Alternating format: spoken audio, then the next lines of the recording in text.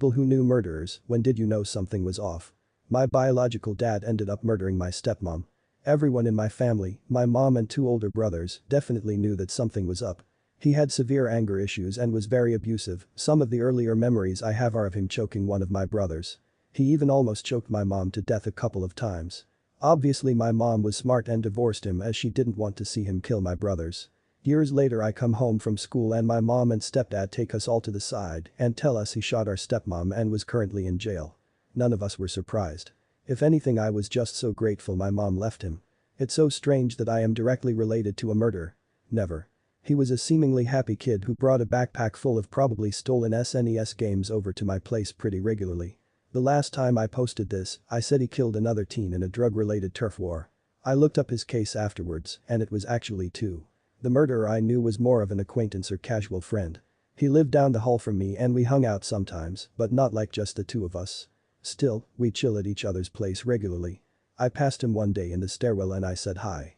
He said hi back but called me by the wrong name. He was really distracted and kind of awkward. He didn't make eye contact and kept moving. I remember thinking maybe we don't know each other as well as I thought. Later he was playing Nintendo with my roommate when I came home. He apologized and said his mind was elsewhere. A couple days later there are cops all over the building, interviewing people and searching his place. They'd found the guy's roommate with a bullet in the back of his head in an abandoned lot across town. The next day he confessed. A great uncle shot one of my great uncles for trying to fondle another family member. Turns out everybody was tired of his shit, so the killing was never reported.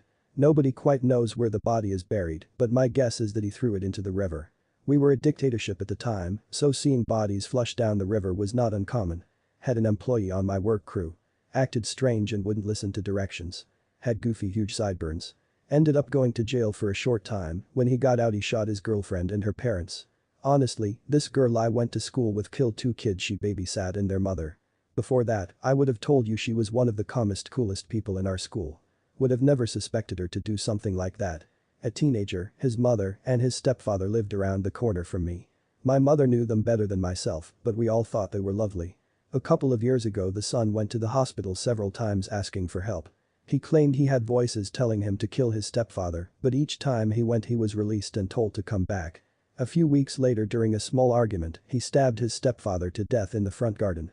He turned himself in the next day and wasn't convicted as he sought help before it happened. Instead, he got the treatment he needed. I worked with someone that killed someone in self-defense. I didn't believe his story, which is probably why he served time for the incident. The story he told was that he was having sex with some girl and her husband came home and found them and immediately attacked him. He said he didn't want to fight him but killed him in self-defense. Some months after we hired him, we got word that he also had some child molestation in his criminal record. Once that word spread around he disappeared. He had stolen some stuff from coworkers before he left. 2 weeks later he was robbed and killed outside a bar near work.